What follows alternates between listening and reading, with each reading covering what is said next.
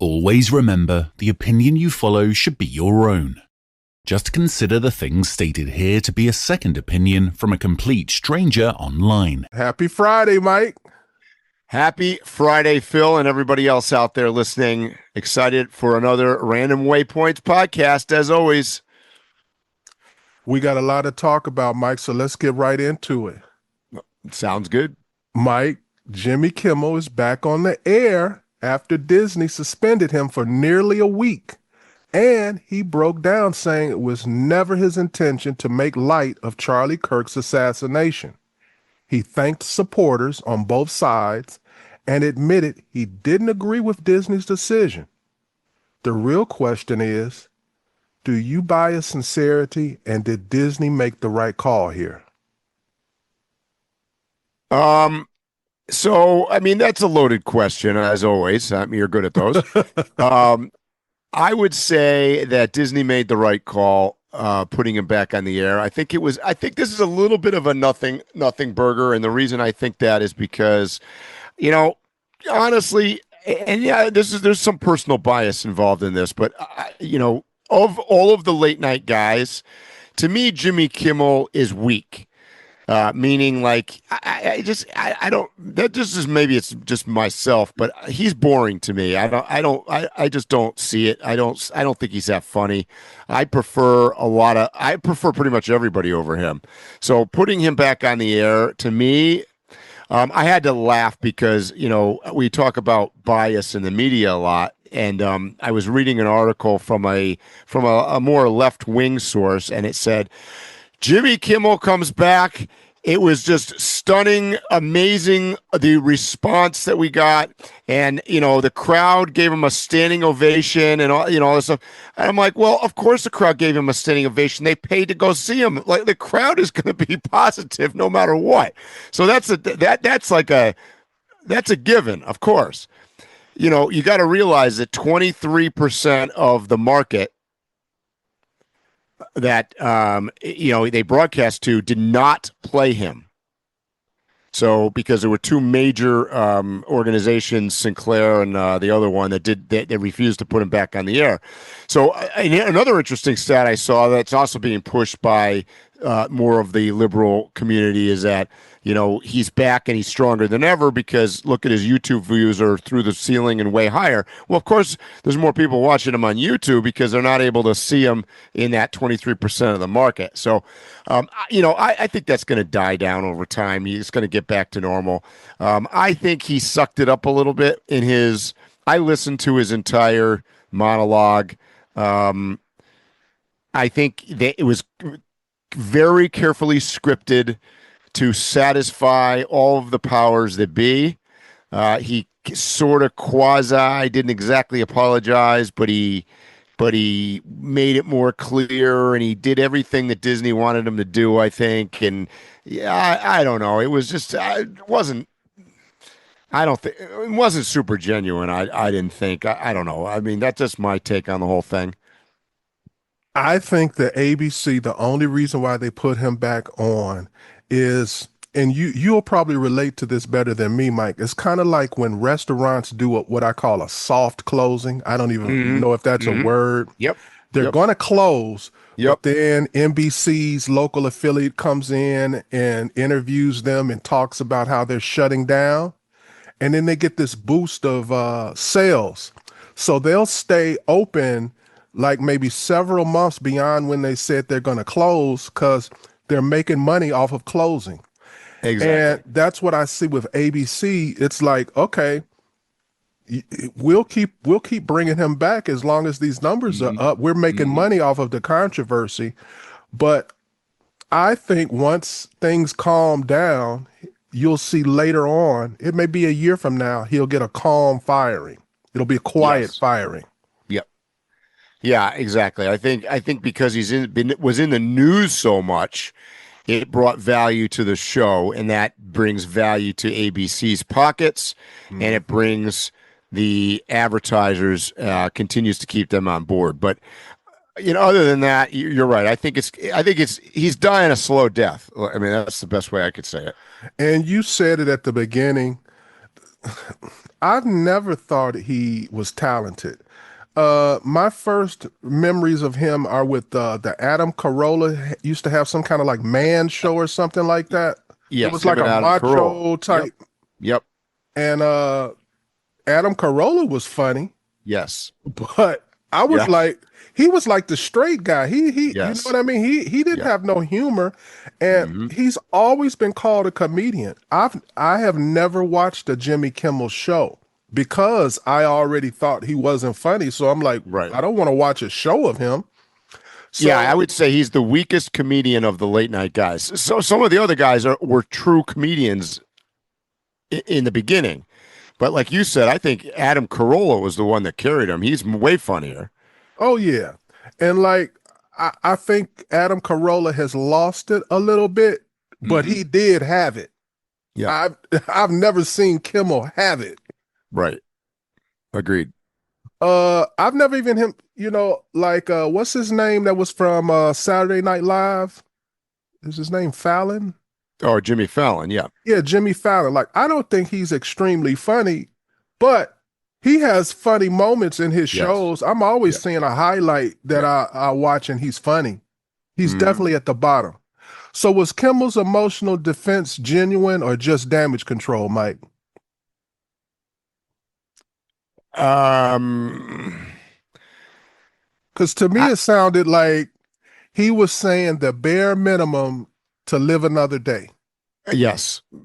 I think that's the best way to describe it. Yeah, he said just enough to live another day. He didn't flat out give any kind of an apology that had been asked for. However, he did everything in his power to I don't know what you want to call it, smooth the airwaves towards, Erica Kirk and towards that organization, and brought up the fact that he would never wish death or violence on anybody. He said all the little hot talking buttons, but to me it was a little bit too late and a little disingenuous, I think. I agree 100%. I've had conversations about this Jimmy Kimmel thing with several people, and I irritate everybody I talk to because they can't pin me down to a side because I'm Mhm. on both sides of this issue. Yep. I think he's talentless and he's been kept because of him of political propaganda that he speaks. But on the flip side, I believe strongly in freedom of speech, and I don't discern or judge or try to pick what's right or wrong. Hey, if they want to pay him millions of dollars and lose money and put him on TV every week, go for it. And you know what? I can continue to do what I've been doing. I've never watched. Yeah, I'm in complete and total support of putting him on TV for his 12 viewers to watch. Yeah, because here's my thing, Mike. I'll hear some smart person say periodically what I just said, but it doesn't seem to stick with the masses. You don't have to complain about anything you hear or watch. You can just click away, and there'll be thousands of other choices that fit just what you want.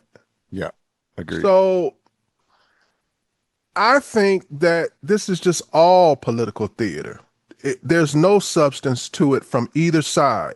Both see it as almost like a trampoline or a jumping off point to push their ideologies an inch further. Well, Phil, think of it this way, and we've talked about this many times on the podcast. Once again, this has everything to do with money and what is going on behind the scenes. And you got to realize that some of these organizations like ABC and Sinclair that's banning them right now, and they've got future mergers that are on the table that have to be approved by the FCC. There's all sorts of, Disney is in control of this, but there's different departments of that company, and so there's a lot of politics and money involved behind the scenes, and I don't think any of it has to really do with Jimmy Kimmel. He's just a pawn in this, as are, unfortunately, as are all of us as citizens arguing one way or another whether he has the right to be there or whether he said something bad or not. We're all caught in this big thing that's going on behind the scenes, and really it's about money, advertising, and whether or not these organizations can make a buck. So I just it's just like everybody's giving a big pat on the back on the right to the two affiliates who have decided not to air. Yeah. But if you dig a little deeper, they are both in the midst of deals to obtain more affiliates. Yes. So, which have to be approved by the Trump administration. So they have more incentive to pander up to them, cozy up to the Trump guys, particularly the FCC chairman. And so this is politics at its height, unfortunately. Mike, during last week's House hearing, footage was unveiled of an MQ-9 Reaper firing a Hellfire missile at a glowing orb off Yemen back in October 2024. Shockingly, the missile seemed to bounce off the orb, shifted briefly, shed debris, and then continued on its path.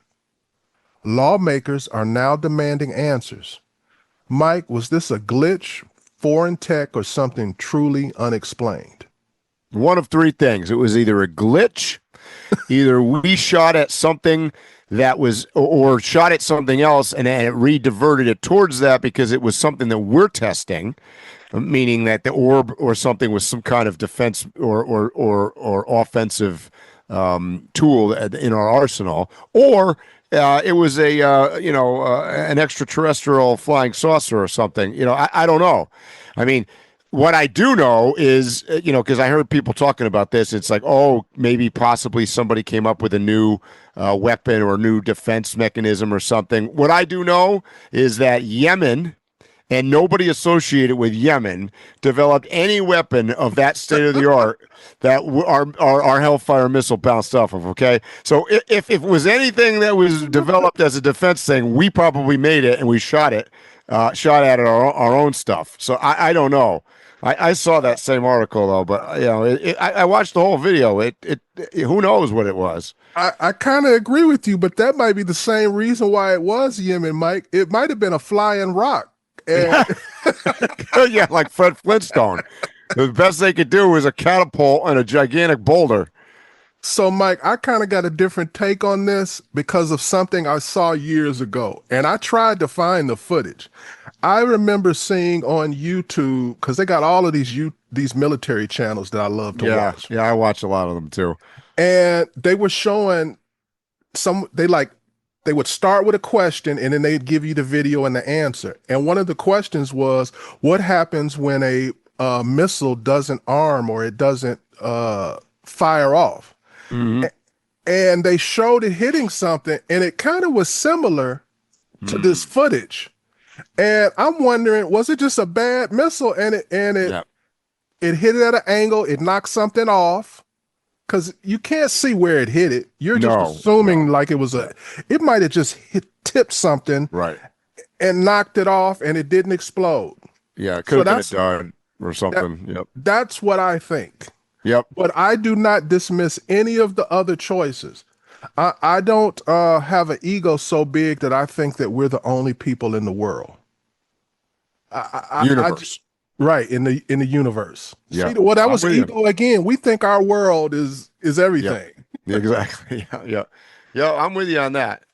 But I'm going to go with, to put this at rest, I'm going to go with that Yemen had a catapult and launched a gigantic boulder. It was a rock. Mike, Google just admitted it censored content under pressure from the Biden administration during COVID, even when some posts didn't break its own rules. Now, YouTube says it will allow banned accounts to come back if they apply. The big question is this truly a step toward free speech or just big tech trying to clean up its image? Oh, shock me. I am so surprised this occurred. Oh, man. I can't even believe that Biden would try to argue with Google to make sure that they didn't post, terrible controversial videos up about not wearing a mask. Because, by the way, that's a lot of this has to do with that. A lot of this had to do with the COVID-19 vaccine propaganda, both directions, and wearing a mask or not wearing a mask or all this other stuff. That it would appear that the Biden administration was infatuated with. And by the way, Yes. I mean, we've talked about this before. I don't know why, but I don't know why a red MAGA hat represents somebody on the right and a mask represents somebody on the left. Like, since when does the left own the COVID vaccine slash the COVID I'll give you an example. If I'm going to a grocery store and I walk in and I see somebody wearing a mask, if I was at Vegas, I will bet you 95% chance that person is liberal. I would go with that too. So that's what my point is that I'll take it a step further. Not only they are a liberal, they aren't sick. They're not concerned about sick. And it's just all a signal. It's virtual signaling, which is exactly like wearing a red MAGA hat. It's the same thing. So it's exactly the same thing.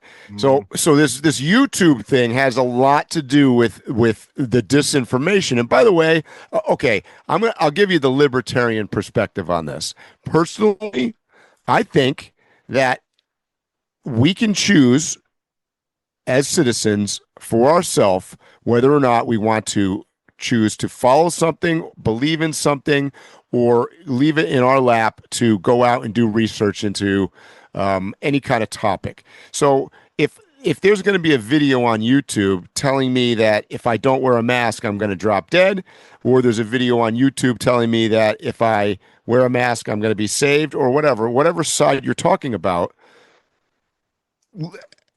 fine. I'm okay with all of that. This is a true libertarian perspective, but like, put it out there. To go back to what you were talking about earlier, freedom of speech. Well, I mean, you say it. Who gives a shit? So the point of this whole thing was that Biden administration did not feel secure enough in, I guess, freedom of choice, or secure enough in, they talk a lot about. They don't use the word censoring. I'm going to use the word censoring, but they talk a lot about making sure that there's not a bunch of shit on social media that's going to be harmful to the Americans. Okay, I mean, I'd call that censorship, but myself. But and that had a lot to do with this. So I think the Trump administration, and by the way, they are not clean on this either. In this particular case, is pushing their connection with Google and saying, hey, look, Biden did this. We want all this shit repealed. This is bullshit. Particularly, I think, from Trump's perspective, is that the skew was towards the liberal side, meaning that most of the videos and things that were banned had to do with the right and having to basically challenging the mask wearing, the vaccines, the various other things. That's a lot of that has to do with this. Mike, I don't even understand why they had to make that announcement. It was very clear. Do you remember there was a time that you would not get your YouTube video would get rejected if it had the word COVID-19 one time in it? So here's a plug. Here's a plug for myself. If you go to my YouTube channel out there right now, go to Drive the Globe.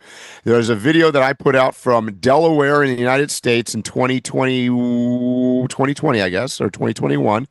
And it was like COVID. And the title of it was, I had gotten COVID at the time. This was before the vaccine came out. And I had said, well, guess what? That video got banned and taken down for about 6 months. It has still, to this day, has been demonetized, so I can't make any money off of that video.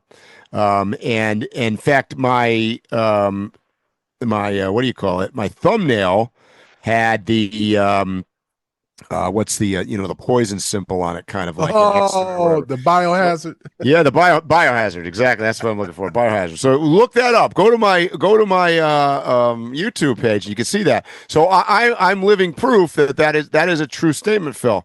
And all I was talking about in this video was the fact that I got COVID. This was so early in the whole pandemic. I wasn't voicing my opinion on a vaccine because it wasn't even out yet. I wasn't voicing my opinion on masks or no masks or anything. I was just simply stating I got COVID. So, And yeah. there are things where both sides only have an opinion. There's no facts yet on it. And what YouTube was doing was, if you had like a right-leaning opinion, they would have like a little box and they would explain away everything that you said, even though theirs was an opinion also. Yep. And I got that. Crazy. I got that little, there was a box. So when my video did come back, it had a box on the bottom that said, this potentially is misinformation. This the creator of this is voicing their own opinion. But I was like, well, it's not my opinion. I had COVID. I went and got tested. It's a fact. So, but it's their opinion too.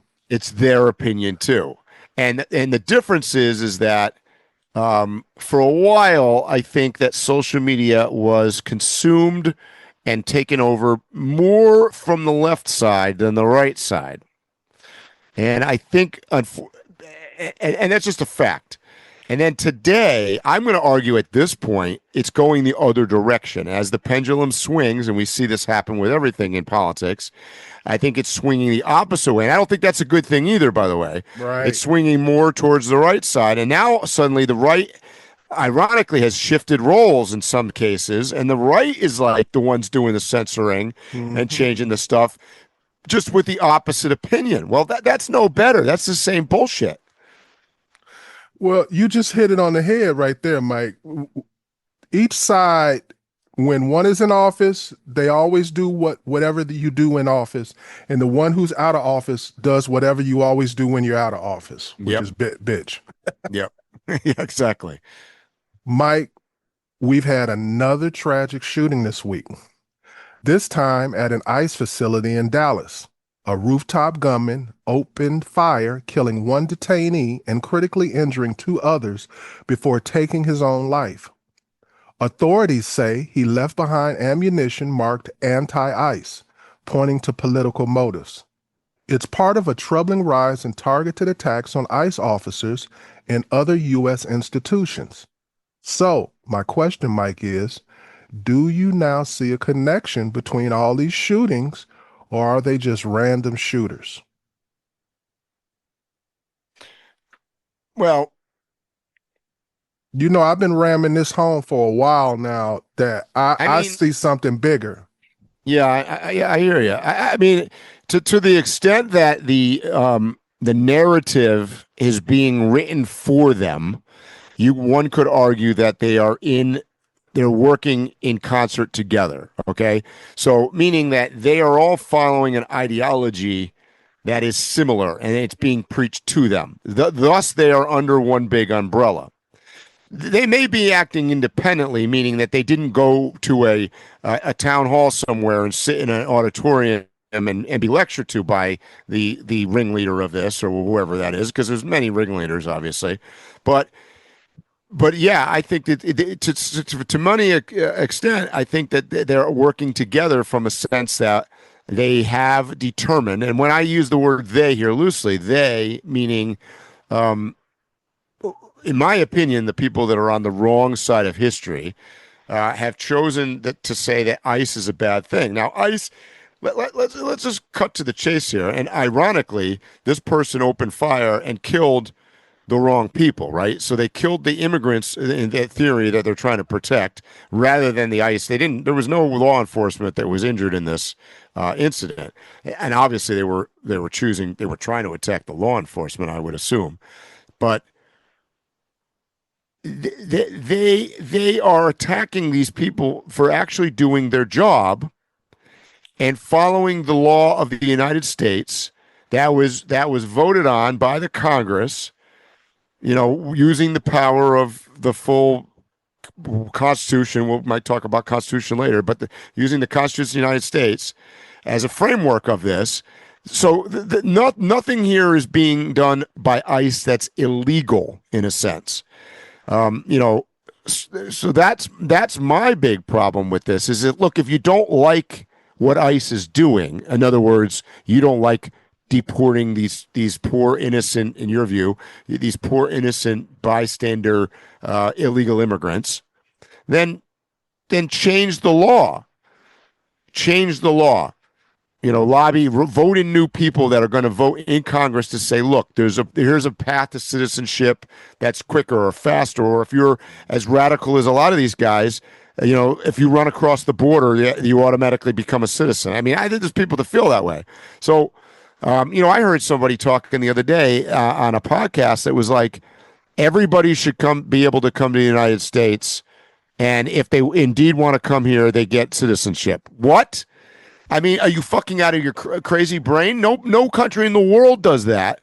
And the countries that have had poor immigration policies, by the way, are the ones that are very challenged today and struggling.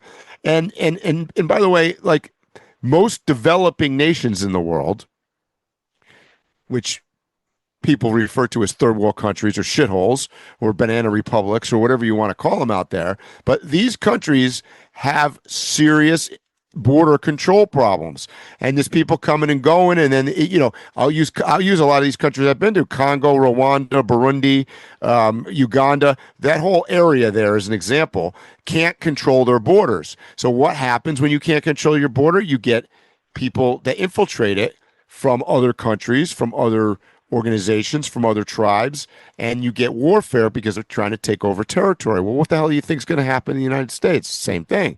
So you can't have a country without a border. It's just a fact that the definition of a country is we have a border. So, I mean, your argument that ICE guys are throwing out people that are here against the law, it doesn't make any sense. So, I mean, these officers, I hate to say this. I'm going to compare this. Let me rain on Donald Trump's parade for a second, because it might sound like I'm all on the right here, but this is not much different than going in and shooting ICE officers is not that much different than Donald Trump blowing up boats in the Caribbean, the drug runner boats. He's taking out a bunch of very low level guys riding on a boat. That are smuggling drugs for somebody else. They're not getting the money. They're not, they're way on the bottom of the totem pole. Well, it's the same thing. You start attacking ICE. You're attacking the guys at the bottom of the totem pole. They're not putting the policy in place. Right. I mean, right? No lies told, Mike. None whatsoever. So, Mike, every time a shooter hits a major institution, investigators rush to the same predictable places: homes, cars, their hangouts. And I'm worried the next evolution will be booby traps set where cops will logically go, or even at the scene itself, to hurt responders and spread terror.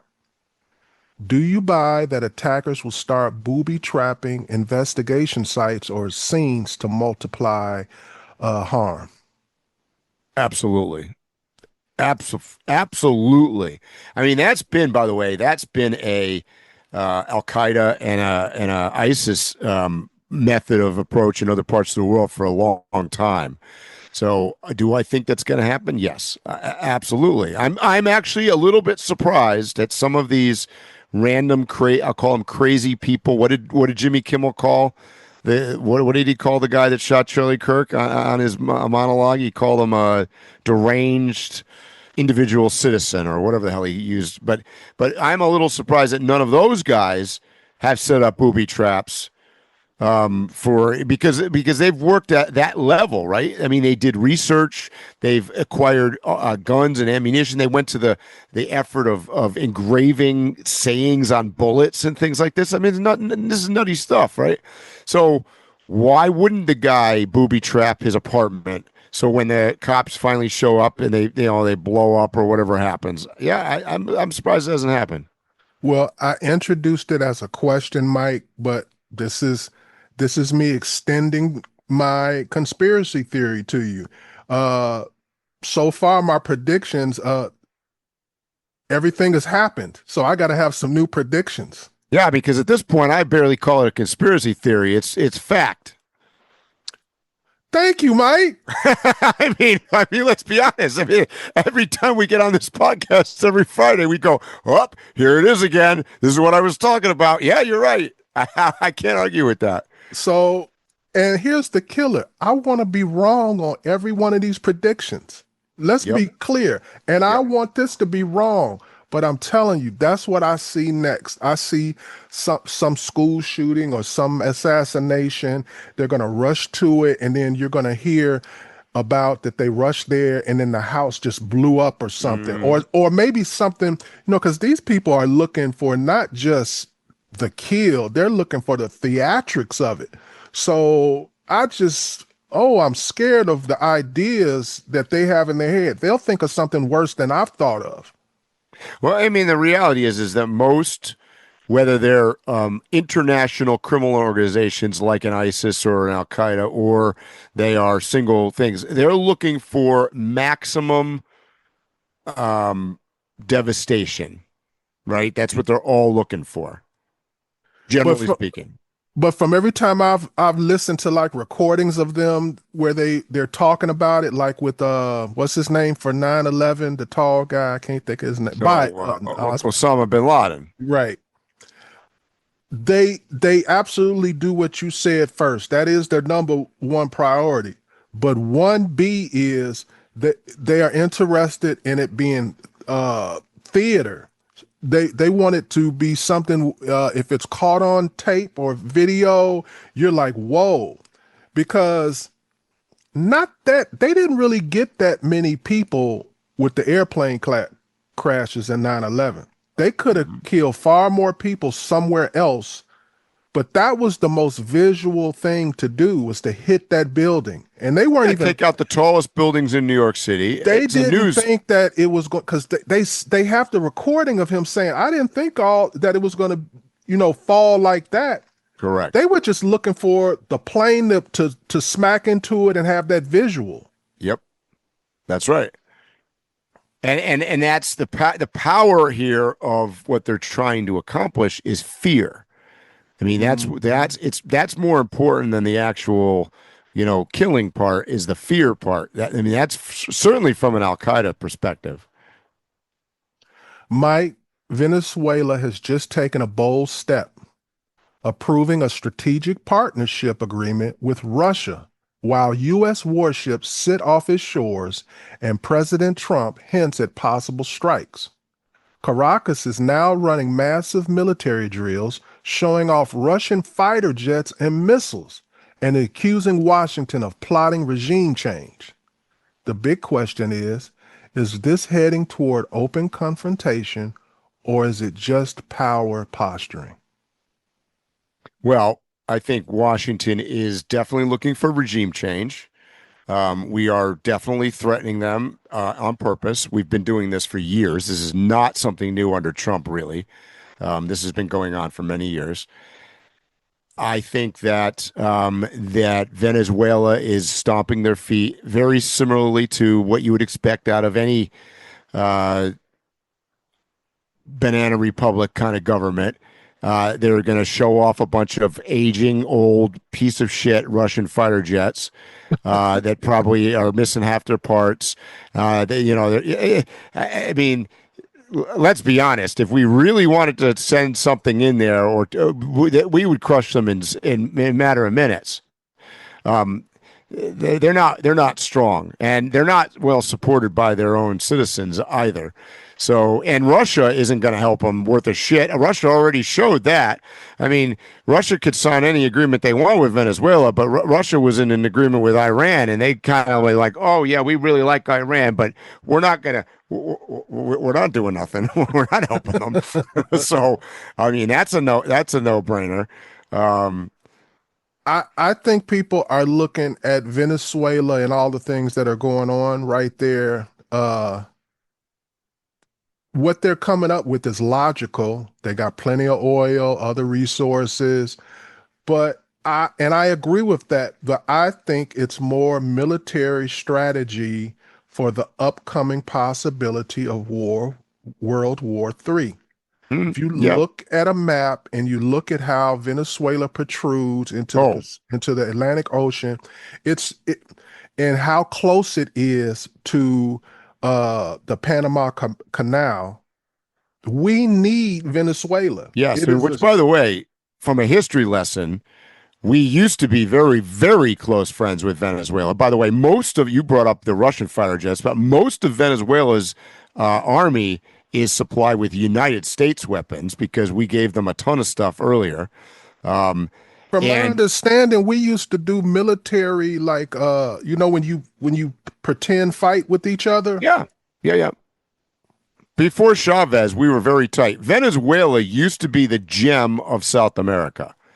It was a very wealthy country. It was a great place to go on vacation. It was a lot of resorts.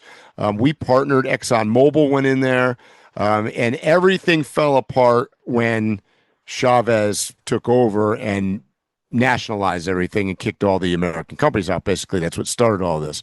So this has been a long time coming. This has been going on for 40 years. Um, do I think we want a regime change? Yes, definitely. And by the way, so does all of their neighbors.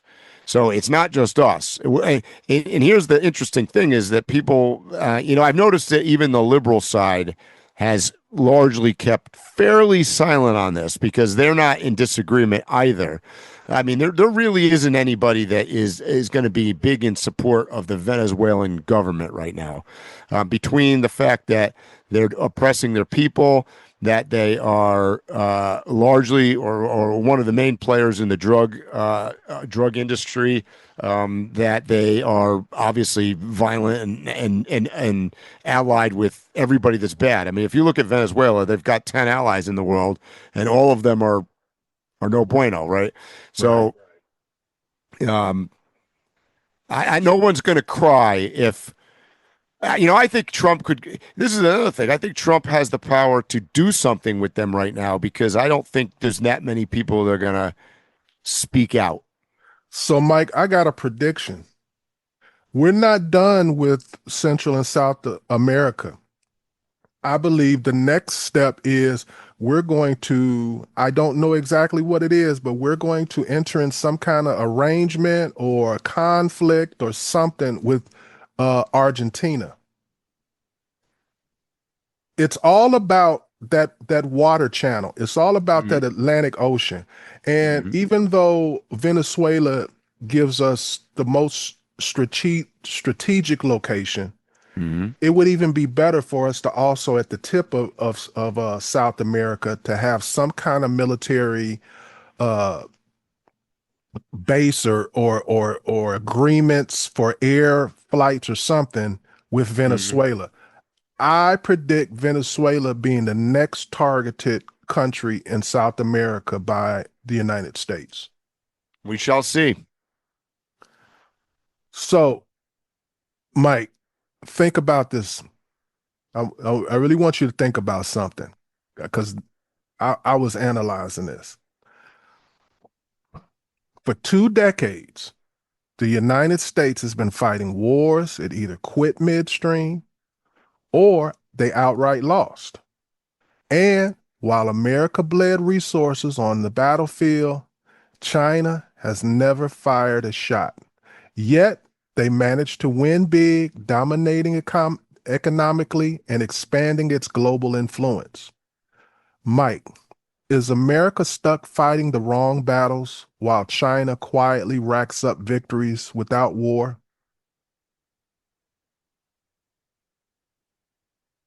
So I think most of the wars that are going on currently are not in the favor of either the U.S. or China, quite frankly.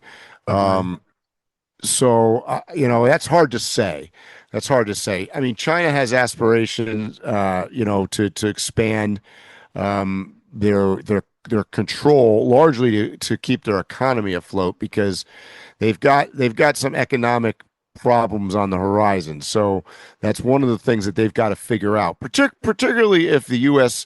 and or their allies start minimizing China, and that's, we'll see if that actually happens or not. But like, so that's a fear, I think, of the Chinese.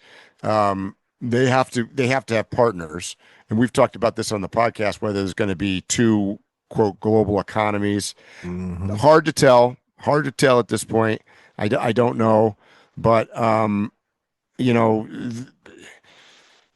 China's an interesting.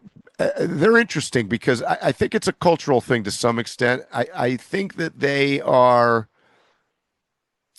power hungry in a way, but they're also, and then maybe like I said, maybe it's a cultural thing. They're not super inclined to be militarily violent, and that's an interesting. At least they haven't shown that in many hundreds of years, really.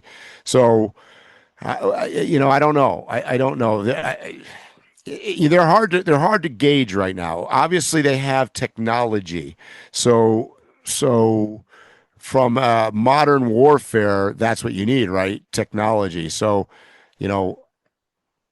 can I see China going in somewhere and being successful in a militaristic campaign?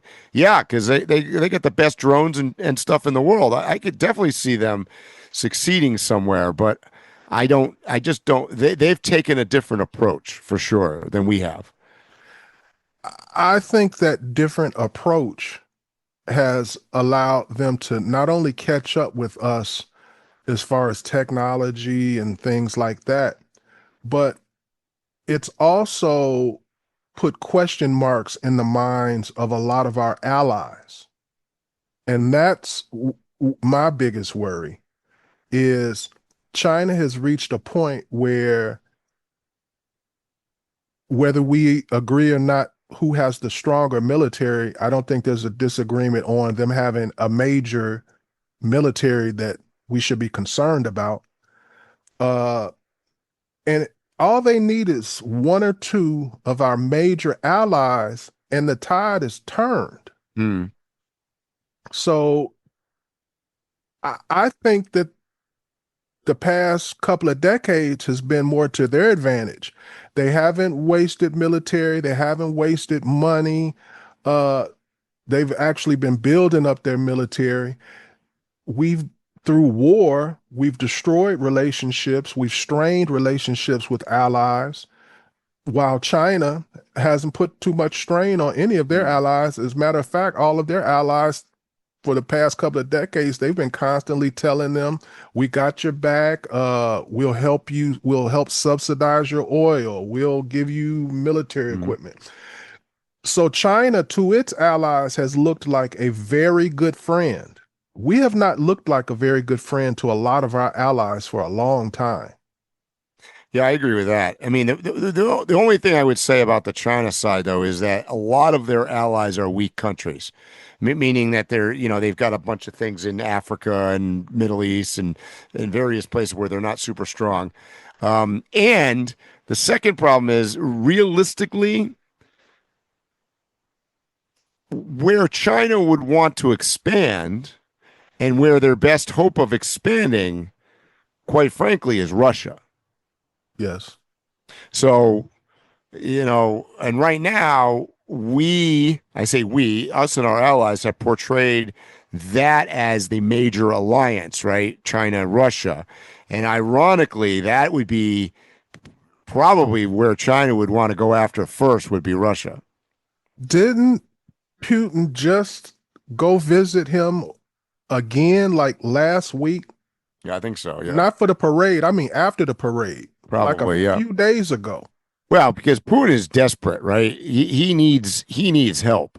He needs money. He needs military equipment. Yeah. So do you think that China is going to give them what they need?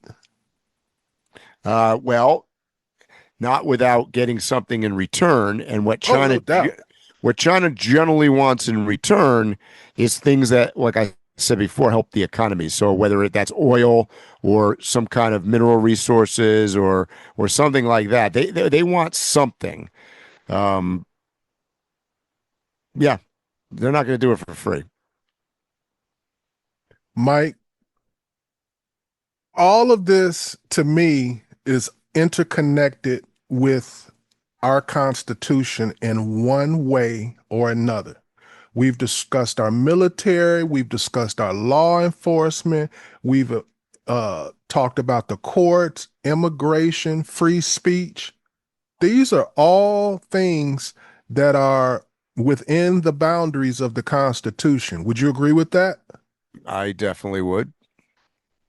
What is happening to the Constitution? And what I mean by that is, Mike, I've read the Constitution many times over my lifetime for different reasons, different times, but I've read it a few times. And it's always discussed as though it's like this document that's written in these crazy terms and only the most literate, scholarly people in the world can decipher what their true meanings are. But when I read it, everything seems very clear to me. And it's like everybody's looking for some gray area to, stick into the Constitution. Well, let me say this. And if you just stumbled upon our Random Waypoints podcast, welcome aboard. We're going to give you a lesson here in the Constitution of the United States. So, Phil, I think what you're talking about here is the main thing that's going on is I don't think that most Americans, if I asked right now, your average American on the street, if you and I decided to go get off the microphone, go downtown New York City and walk around, and we asked them, what is the American Constitution? I don't think anybody would be able to give us a definitive, very good answer. And I think that's one of the problems. So let's start out with the Constitution of the United States, right? It has basically 7 articles, okay? It's very simple. It has 7 articles of the Constitution, and then there are 27 amendments to the Constitution, of which the amendments, the first 10 of them, are what we call the Bill of Rights. So you could break it into 3 parts: 7 articles, first 10 amendments, second 10 amendments. Now, there are some amendments and some articles that are more, when I say more important than others, are more known than others because they directly affect more people. Let's just say it that way.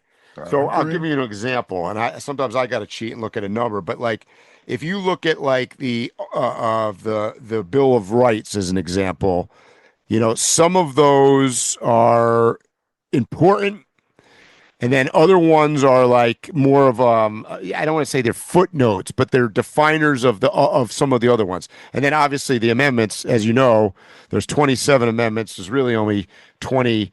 I think there's really only 22 because one was a repealed, right? The 18th Amendment was repealed because it was the banning alcohol, and then there were a couple other ones that were basically superseded by following amendments.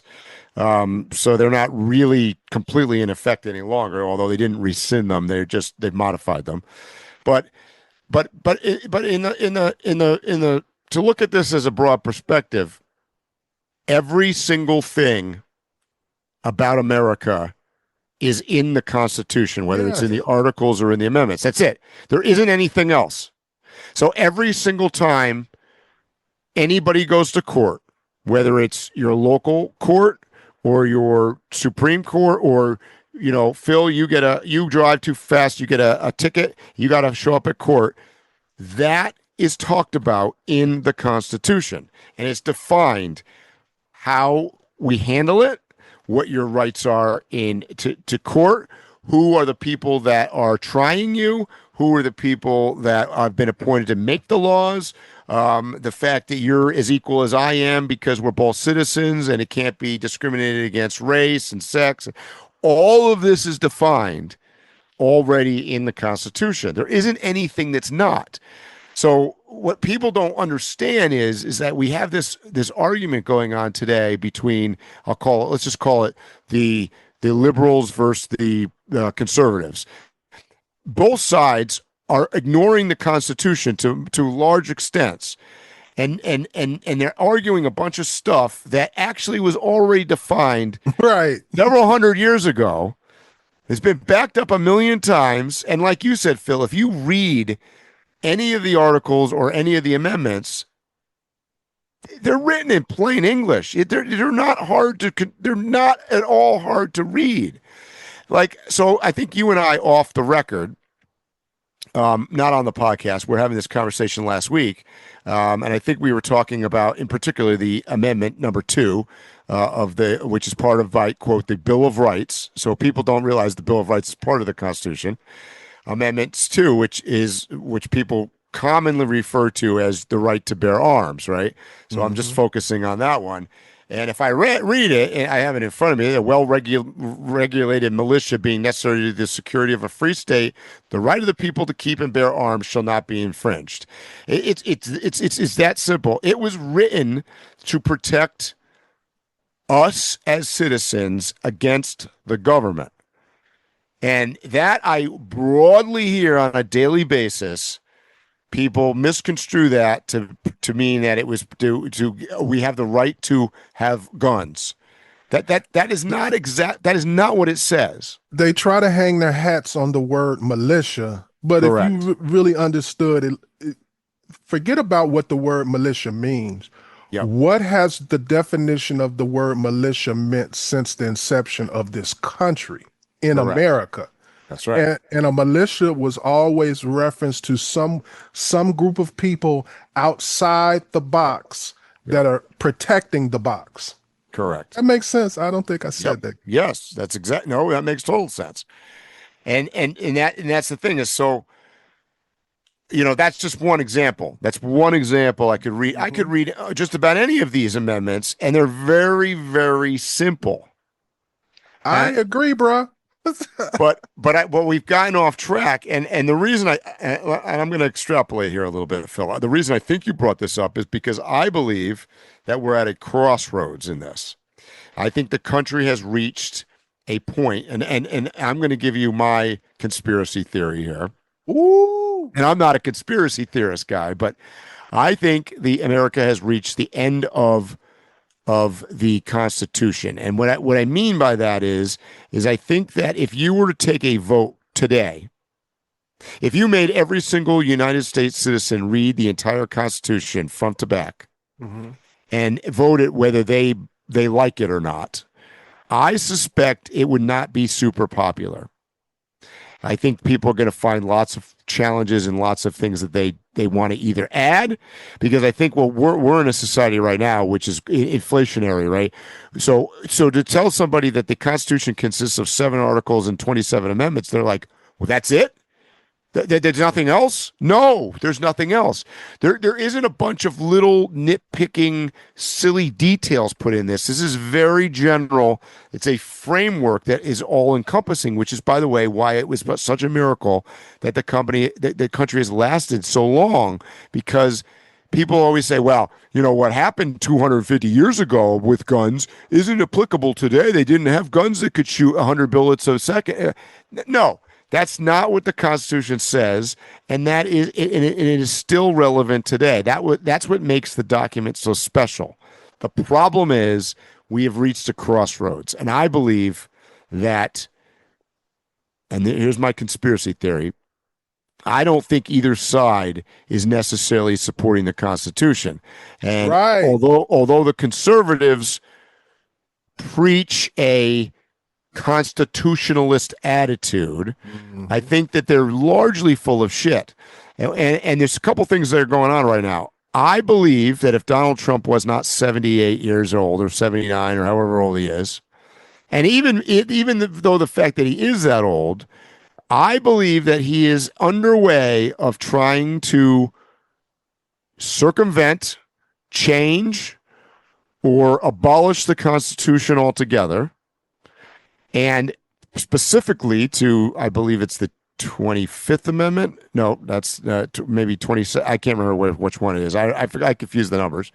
22nd Amendment, maybe, which is the one that talks about the president can only have 2 terms. I think that the 20th Amendment, yep, says that the president can only have 2 terms. I think we are at a junction here where you actually have a fair amount of more support than you would imagine that may agree with that. And I think this week is a major. So here's my conspiracy theory. One of the things we did not bring up on the podcast yet is that Pete Hegseth has called all of the generals and all of the top military from all over the world to Washington next Tuesday, which, by the way, is unprecedented and historical in a fact that that's never really been done. I think they said the last time it was. We weren't supposed to do that. Well, Phil, you're right. That brings up a good point. Now we just put every major guy in the same room together. That's a no-brainer. That's stupid. But he's calling them all in there, and people have arguing already. The argument has gone out. Well, what are they up to? Is America going to war?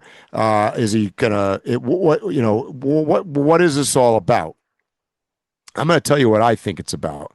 Mm-hmm. I think they are analyzing who is on Trump's team and who is not on Trump's team. And I think they're doing this well in advance of 2028. And I think that you're creating a scenario because, look, when you want to overthrow or put martial law or ditch the Constitution or whatever you want to call it, and it's been done in other countries, who do you need on your team? You need the military on your team. So if they can get enough Trumpers as generals, game over, guys, game over. And in 2027, when Trump says, we have unprecedented amounts of terrorism going on and this drug war is so bad, we're going to, and he'll spin it any way he does in his Trump fashion, and all the Trump are going to believe him, and he's going to go, we're going to suspend the Constitution right now indefinitely, while we fix everything, and we're going to not hold elections because we can't verify that they're going to be any good. And he's going to have military backing to pull this off. And I don't give a shit what the liberals or what AOC or what Gavin Newsom have to say about it. He wins.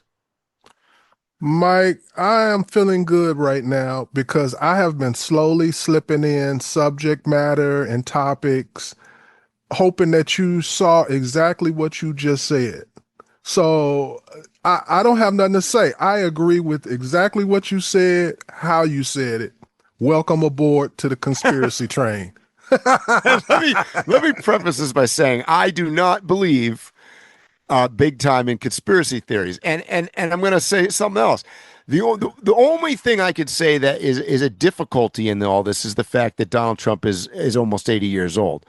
So if God forbid he was 60 right now, we would be fucked. We would be constantly hearing the discussion about a third or fourth or no term limit, period. Correct. But, for him to pull a Putin, I'll call it pulling a Putin, and have J.D. Vance run as the next president and Trump still has the power behind the scenes because, look, he created a new government role for Elon Musk, which, by the way, they're back to being buddies again, too. But he created a government role for Elon Musk. He could certainly create a government role for himself as the grand overseer of the presidency, very similar to what Putin pulled off in Russia. To say that he's going to retain or the MAGA movement or his cohorts are going to retain power I think you're out of your mind if you don't think this is what they're trying to do. Mike, you have really hit the nail on the head. We are so on the same page right now. People will probably their retort to what you have to say is, yeah, they could get the 4 generals to be in tune with what he said, but the American soldiers, how are they going to get all those American soldiers to carry out. Because that's how the military works. And not only that, I literally brought this subject up about following orders. We had a segment called Following Orders where I discussed about the mentality of following orders. And I had other information that I didn't get into about different research that has been done over and over again at different colleges where they've asked people to subjugate other people, to commit violence against them, to inflict pain on them. And it only took a person with position to say, oh no, that's a good thing, or that's the right thing. And they was all with it. Yep. The point I'm getting to is regardless of what sounds logical to the reality is, psychologically, most human beings, if a person who they recognize as a person of power or position over them, they generally just follow orders. Fall in line. Mm-hmm. So, and let me be clear here for those that we've now just lost on our podcast that are like, what are these guys talking about? I'm not suggesting that this is going to necessarily succeed. What I'm suggesting is this is definitely being talked about, being planned, and they're testing the waters, very similar to the dinosaurs testing the fence. They're looking at this. Like, be clear, this is happening. This is not happening. The second piece of that is, I'm not saying that a lot of things that they're doing aren't good and that I don't agree. So here's the problem. And I've said this a million times. I'm going to repeat it again. The reason that this is happening, and the reason that Donald Trump is in power, and the reason that he is now pushing potentially the end of the Constitution is because of Joe Biden and because of Kamala Harris and because of the Democrats. They are the ones that put these guys in power. They're the ones that basically showed America that we're better off under Trump, because the reality is we are better off under Trump because they weren't picking the right people. If the Democrats, from now until 2028, or when they got to pick somebody to run, if they could come up with somebody that can challenge what I'm saying, thank God. But I don't hear that happening. I hear Zoran Mandami and I hear AOC, and all I hear is a bunch of crazy whack jobs. You've got, like, what's her name the other day? Like, if you listened, and I know my liberal friends aren't going to listen to a fucking word I say right now because they just get the blinders on. But if you listen to what's the chick, the one from Somalia that's in Michigan or wherever, Ilhan something. Yeah, Ilhan Omar, whatever her name is. If you read the transcripts of the stuff that she has said in the last 4 months, you are out of your last 4 months mind. You are out of your mind if you think that she is protecting the Constitution of the United States of America. You are a sick, demented, fucking twisted, liberal listening idiot. Mike, sorry to say it that way. 4 months. I just don't want our listeners to think that she started doing this 4 months ago. You can go back 14 years. For all practical purposes, she's infiltrated the United States. She came in as a terrorist, basically. And I use that word. I use that word carefully here because I mean it that way. I don't mean as a terrorist as meaning militaristic or trying to kill anybody or any of that stuff. But she's come in as a terrorist to the culture of the United States. She wants to instill a different set of parameters and define a different society than what is defined in that Constitution that we've been talking about with those 7 articles and those 27 amendments. That is not that's not her playbook. That is not her playbook. I don't have a problem with that. The problem part that I have is, Mike, if you were to do the exact same thing that you said that she's doing, I have no problem with you doing that. The problem I have is, and I've been consistent on this, is someone whose heritage is outside this border and you've only been here recently, you have affiliations, you have loyalties to other places. I have an issue with those people. I have an issue with you being allowed to be in Congress, to be in the Senate, to be a governor, or any kind of major government position where you can affect the flow of American society. Well, I agree. Should not even be. I'll stand on this. She should not be able to. Moldami. What's her name that ran for president? Kamala Harris. Mm-hmm. There was some guy, the election before, where he was actually born in Canada that was running for president. I can't remember who it was. Oh, yeah. I can't remember his name either. But I'm strong on that. If you can't show me 150 years of your family being in this country, you should not be up for any of this stuff. And I'm not against you being here. I'm not against you having every citizenship right that every other citizen has.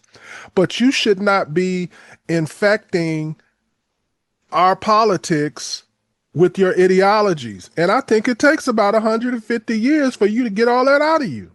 Well, I agree with you but I'll take it another step. I agree that she has every right to be in the United States. She came here legally. She's here. I'm fine. I'm fine with her views. She has every right to have all those views. I don't think that she has the right to be a senator and have those views. And I don't think that I'm going to take it a step further. The additional problem with her is that she's not signed on to the Constitution. So that's so that would be a problem if it was you or me, Phil. And we've been here in America for many years. If we are going to run and not follow the Constitution, by definition, if you read the Constitution, by definition, senators, congressmen, Supreme Court, they all have to follow the Constitution. So, but I'm arguing that she's wrong for two reasons. Your reason, and she's simply not following the law. Listen to what she says. Just simply listen to what she says. Don't take it from me. Go listen to all her stuff that she said. Bro. She's crazy. I've literally seen where a person is given like 30 minutes of clips, and they weren't, and some of them were even in other countries, and she was talking another language, and they had to put the titles up. Mm-hmm. And she ain't never had nothing good to say about America. I'm like, what made you come here? Right. And that's a problem I have too. Before we aired, I just saw something where I don't want to mention the person's nationality, but they were talking about the politics, and they were talking about how great their country is. And I'm like, so why are you here? Why are you here if you coming from this great country with this great heritage and ideology and culture? Why are you here? There must be something better about being here. Mm-hmm. Yeah. So, I mean, that's, I'm not going to say anything else about this. And hopefully everybody out there in listening world has not decided now that we're absolutely out of our minds, but we're trying to, well, at least I'm going to speak for myself. I'm trying to prove a point here that this is a lot more serious than people are giving this credit, because we are at my fear about being at a crossroads, particularly with the Constitution, is if the Constitution falls apart, America falls apart. And that's being propagated by both sides. That isn't just a Republican or a Democrat thing. Both sides, in my opinion, are not necessarily upholding the Constitution. They're trying to bend it in all sorts of a myriad of ways for different reasons and in different ways, but they're both trying to bend it. And that's scary. And you can see that in the Supreme Court right now, where Trump was able to nominate enough justices that it's a legitimate question of whether the Supreme Court is remaining neutral or not. Oh, it ain't neutral at all. Well, thank you, Phil. And whether or not but if they're not neutral, then by definition, are they going to uphold the Constitution of the United States? And I think the answer to that is no. And if your top court isn't going to uphold it, we're in trouble. Mike, we've already had them do stuff that was anti-constitutional. Mm-hmm. I don't want to get into each individual one. Maybe we'll have that argument or whatever on another day. But there's already been things that have come up before the Supreme Court where I was like, that goes against the Constitution. So yeah, because happening. So here's this is another thing I want to say about the Constitution. What's nice about it is that you or I can read it, and the Supreme Court justice can read it, and both of us can understand it at the same level. It is not written for rocket scientists. You know what I'm saying? It is written in very plain, very basic English. It's not really that difficult to read. I agree. It's not a legalese document. You know what I mean? It's not one of those things where you pick up and you go, oh my God, what in the hell is this thing talking about? Mm-hmm. So the point of the thing, it's very difficult. And you hear that argument, by the way, that, it's going to be a really difficult decision for them to make because, there's a lot of ambiguity. And no, there is not. That's a bullshit argument. Thank you. It's a bullshit argument. Bro, I'm getting hyped up right now. Why? Did I come on board the Phil team or something here? We're changing the name, by the way. Next week, it's not Random Waypoints anymore. It's Welcome to Conspiracy Points. Well, Mike, I almost feel compelled to. First of all, I just want to get my conspiracy theories out. So it's a very selfish reason. The very first one, but the other one is, I don't want to be repeating the same exact thing everybody's saying on the same podcast. I could basically just report the news and just agree or disagree like everybody else, pick a side. I don't want to do that. I want to be a human being that just looks at it the way it is and talk about it. And which, by the way, and I do this a lot. We bring up other podcasters and we talk about our sort of industry here.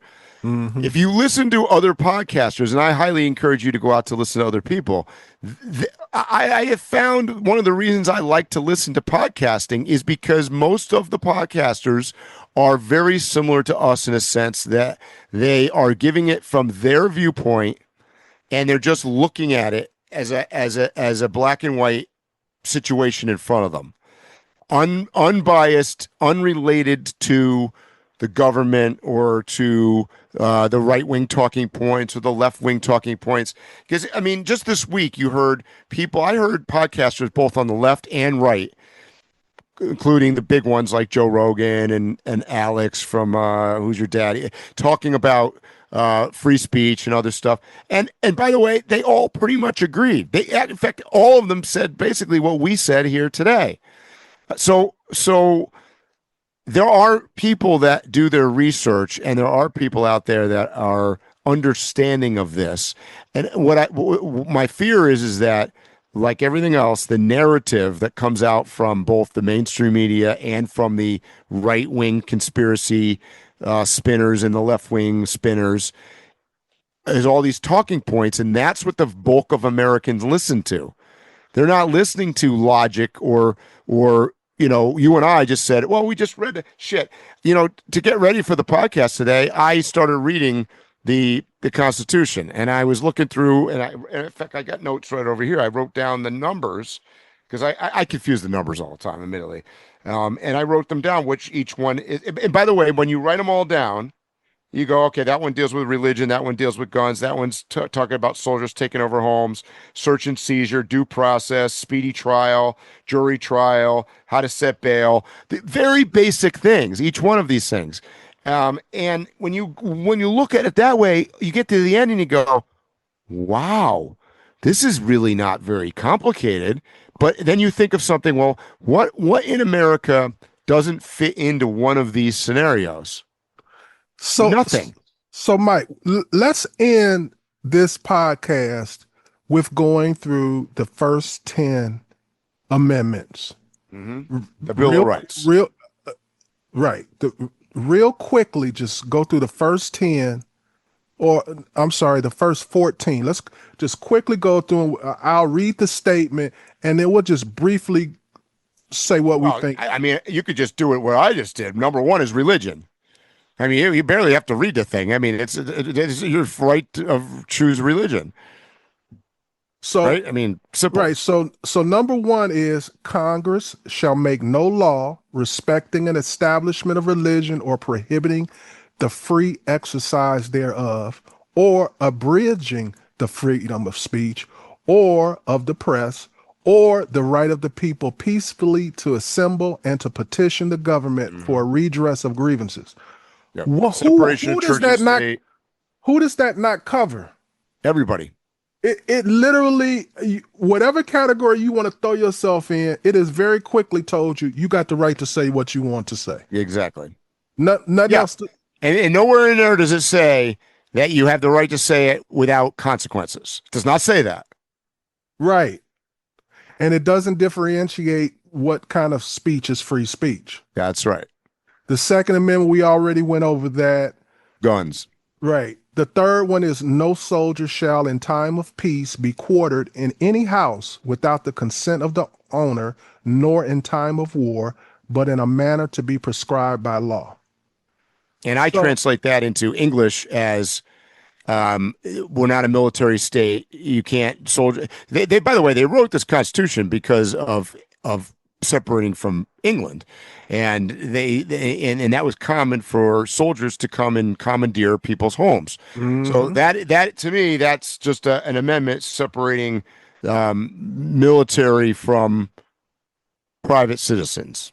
The officers used to literally just pick all the nicest houses in a city and just move in. Yep. Sometimes they would allow them to stay, and they would actually be like the maid and the servants for their own house. Yep. That's crazy. Yep. And just the last part, it says, but in a manner to be prescribed by law. So so it does right there clearly let you know eminent domain can be used. Correct. But there's a legal process that you have to go through. Which, by the way, that legal process you're referring to is covered later on in the Constitution. Right.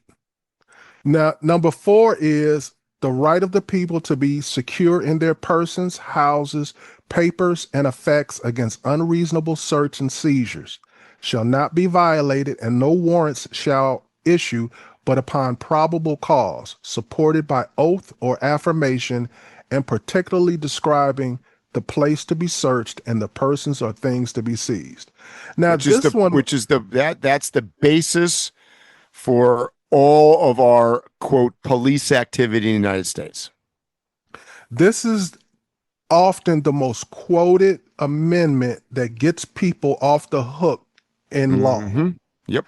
Because we as a country, we can say all the little negative things we want to say about law enforcement in the country, but our country has the most protections against the law being used against you. Yep. And it's very clear. And we did enough, Mike. We did 4. I just wanted to make the point. There ain't no room for no interpretation in these things. Well, you also just made a point. The Constitution is largely written to protect the citizens against the government. It says that in the first few sentences. Exactly. So, I mean, just so you know, that's what it's for. So the irony of that is that because you've got both sides at this point kind of throwing it to the side, that's a scary thing. That is not in our advantage as Americans, as citizens. That's the scary part. Well, hopefully me and you, Mike, will live long enough to see what happens or what doesn't happen. Well, I don't know. I keep looking out the window here because I'm a little afraid, saying some of the things I might have said on the podcast today. But everybody hates me now. Oh, I've gotten, nobody's been like stern with me. They've been more like talking to me like a child. like they are explaining something to me that I don't see clearly. Right. Oh, what? I've gotten that. That's Mike, do you know you got to be careful when you say that and this because, I've already thought of that. and I don't mind some people. I really get the idea that, oh, they're concerned about me, but then almost the other half, it's like, okay, this is your passive aggressive way of making your point to me. Right. You're opposed to what I have to say, and you can't just say that. So you going around the corner, around the block to make that point and scare me, or think you gonna scare me. So hopefully more of you write in and talk to us because we want to know your viewpoints too. It's not just about what we're saying. I'd like to believe that we are doing a decent job of gathering the viewpoints from a bunch of different sides and presenting them here, but I would love to hear from a bunch of listeners as to what your viewpoint is, and tell us what you disagree with us on, because I'd love to talk about that. And just for new listeners or people who just didn't know, Or found us by accident, God forbid. A majority of the topics that we discuss, somebody told us to bring them up. Somebody has brought. We're not just like venting. We are, just like you said, we're kind of giving you a synopsis of what we're hearing. Yeah, and the Constitution thing, just as an add-on to what you just said, Phil, has been brought up by a number of listeners over the last 6 months, and that is interesting. I think in itself is that I've heard more and more people referring back to that because I think we're not the only ones that have stumbled upon the fact that that is under attack right now. And I think that it's starting to even hit some mainstream media at this point. Obviously, we spent the better part of the last 2 weeks talking about free speech, which is all part of that. But I think more and more people are becoming concerned with that, and that's a scary thing. I agree with that. And what I'm about to say, I don't have any statistics or facts to back it. This is just something I think or feel, however you want to word it. The reason I feel like we are more susceptible to the loss of the Constitution or the revamping in a negative way of the Constitution now more than at any other time. And the main reason is I don't think, and like I said, this is my thought. I don't have any facts. I would venture to say that at no time in the history of the United States has there been so few people who know the Constitution. I would agree. I think there's two things going on there. One is that our education system is lacking and not focused on some of this because there's way too much influence work going on from both sides to try to influence our children, number one. And number two, I do think because of the immigration issue and the rate at which people are immigrating, and maybe we're not doing a good job at education from people coming in, I don't think they're learning it well either. And I just think that it's being lost. And Benjamin Franklin he ruined two things for America. He ruined the Constitution and and he ruined the Bible. Yep. So I'll start with the Bible. Mike, we've talked about it times. I've literally gone to theological school. I so often hear people quote the Bible, and it'll be something that's from the Farmer's Almanac. It is not from the Bible. Yep. And the same thing with the Constitution. I will hear somebody say, this is in the Constitution, that's in the Constitution. And I'm like, wait a minute, isn't that a quote from the autobiography of Benjamin Franklin? Yep. The point that I'm getting to is, it's gotten to the point where you'll have a person standing in front of you and they are adamant about their knowledge of the Constitution. They're adamant about their position. And then they'll quote something that ain't from nowhere near the Constitution. Exactly. And that you saw that during our election cycle. People were talking about all sorts of issues, and they were quoting the Constitution in it. And the Constitution does not directly address any of those issues.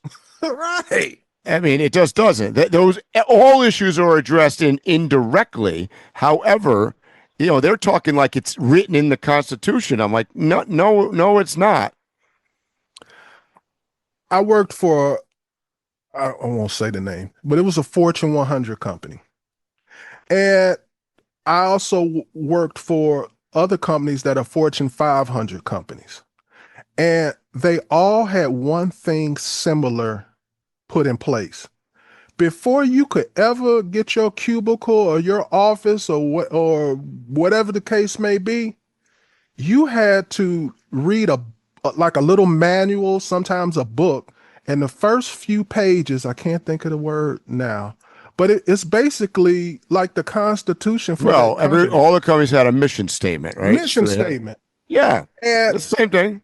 The Constitution is our mission statement. And Correct. Just like on a job, you might know the technical skills necessary to do your job, but you can't perform your job 100% if you don't know what the mission of the company is. That's right. And this company, and that's what the government is, if you look at it from just logistics, statistics, and things like that. It is absolutely a business. It cannot run successfully if its employees, that's us, because we pay the taxes. Yep. If we don't know the mission statement to follow, and it's not a lot of thoughts that people have are instituted at a young age. If we went back to pressuring education to make a big thing about you must learn the Constitution, I think a lot of stuff would be eradicated in about 10 years as those kids grow up and graduate. Because we got a bunch of stupid kids with ideas and they're not even related to anything concrete. Yeah, you're right. Mike, you got anything else you want to say? Oh, wow. Next week, we're going to read the Declaration of Independence. Mike, I felt like we had to address it. We definitely do. I don't think enough people are talking about it. I know that you know the Constitution. So we could have had this conversation without quoting anything, without mentioning the numbers or whatever. But the point was, I want other people to maybe be like, okay, let me pick it up again. Because some people, it's just they done forgot. It's been so long. Yeah. I want people to pick up the Constitution. That's our mission statement. And then apply it to everything that you're talking about in politics now. Exactly. And if you do that, you're going to know we're in big trouble. Anything else, Mike? That's it, Phil. All right, guys, you know what I'm going to say. Stay safe, tread lightly, and hopefully we'll see you here or on a trail soon. You have been listening to Waypoint Overland's Random Waypoints. Like, subscribe, and stay tuned for more.